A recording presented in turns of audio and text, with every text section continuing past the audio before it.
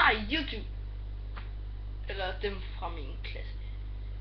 Og det kan fint pusses.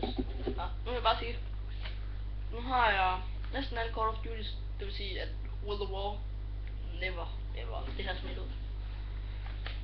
Okay, det første det Call of Duty jeg har. Det starter med Call of Duty 4 her. Det er altså mange år før. Det er så lige begyndt at spille, kommer nogle content. Så kom sørme da Modern Warfare 2. Og det spiller ikke så meget, det er sådan fedt. Så kom Call of Duty Black Ops. Og det er den rækkefølge, der blev udgivet. Og så kom til slut, indtil videre, ikke? Jeg venter på Black Ops 2, det skal også have, ikke? Modern Warfare 3.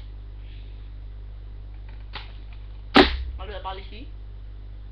Så jeg hader der tweets.